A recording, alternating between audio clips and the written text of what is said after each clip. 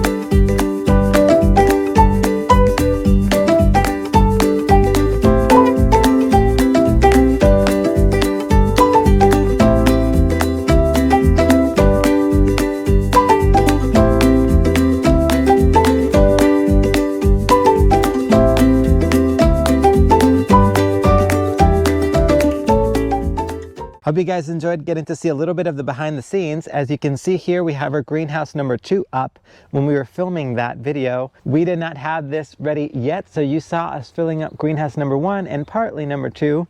But yes, here it is in all of its glory. We still have some spaces to finish to fill that up. Also, we're getting ready to pot up lots of the veggies that we grow at the nursery as well. So that's where those will go. So on planting day, as you saw, all hands were on deck there. Typically, Holly, my wife, takes the role of organizing a lot of these trays of plants. So when they come to us as plug trays, Holly will go ahead and get those ready. She'll organize them with all the tags. She'll hand them to the people, make sure they all stay where they need to stay, let them know X amount of plants need to be potted up in the grande size, which is these pots typically are the grande size.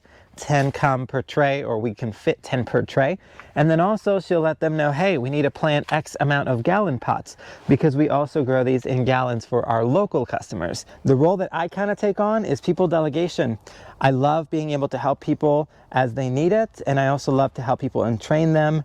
So when we have, like, our neighbors came and helped, Holly's parents came and helped, which was awesome. And Holly's parents have been with us for a while, so they kind of know the ropes, but our neighbors have not known a ton of the ropes because, you know, it's new to them and some of these plants are new. So I was able to show them how to pot up these plugs, how to fill up the trays with soil so that we can get everything ready so that when everybody comes, we can go ahead and start planting. So as you guys saw, when we fill up the trays, we essentially use a shovel and we dump it on top of the trays, and then we kind of level that off. And that's our simple, easy, kind of low-tech method of being able to fill up all of these trays with soil. And then you saw everybody grab some plugs and then just stick them in. We do fertilize with biotone fertilizer at planting. It's a slow release fertilizer, organic fertilizer, and it really helps get the roots going. But let me show you these beautiful little guys. Here is the Supertunia Jazzberry. You can see they're just coming along beautifully. They're blooming, their heads off, they're happy. Supertunia Bubblegum is getting ready to bloom, but she is behaving well. Normally by this time, she's usually starting to spread out and wanting to grow really vigorously. So we're hoping she stays tame like this, because I love when they stay tame. You don't have to prune them. You don't have to keep on them so that they stay tidy. It's really, really nice that we just let them grow, let them do their own thing, and they're doing it. Supertunia Hoopla Vivid Orchid. It is new this year, and I love this plant already. You see this habit right here, all of them, every single pot just looks happy, healthy, just robust.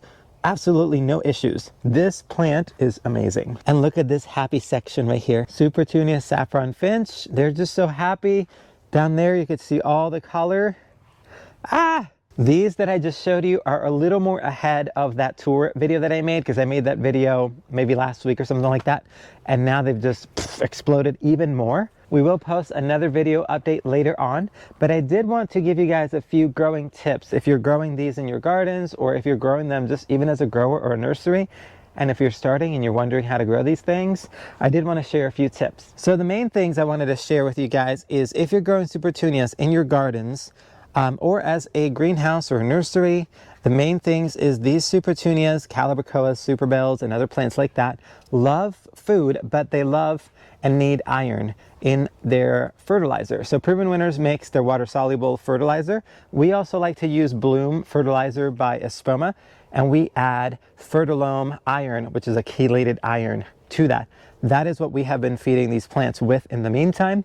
They are loving it. They're getting their deep green leaves, and they're getting lots of blooms. We do deadhead once in a while the blooms just to encourage more root growth.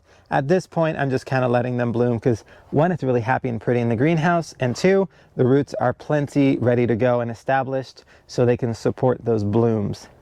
And a few other tips here is that all supertunias are different, even within the same series. So Supertunia Vista Jazzberry, the Vistas are going to be your most vigorous series.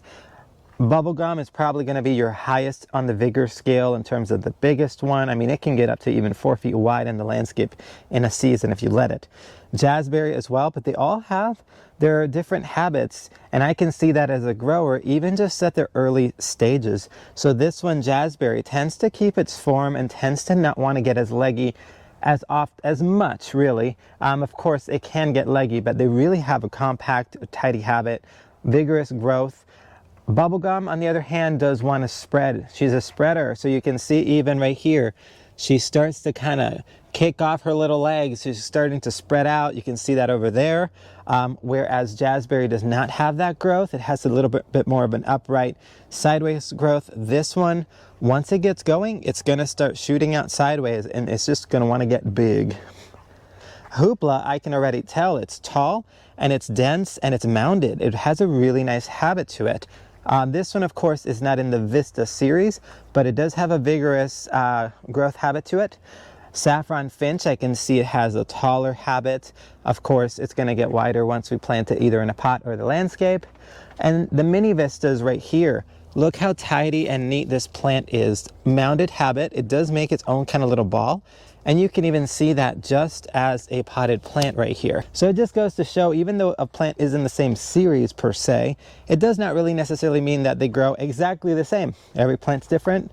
Even if it's just a color change on the plant, they still have a different habit to them. And I love it. I love learning about it. I love watching them grow and do their thing. I hope you guys enjoyed this video, and we'll see you in the next one. Bye.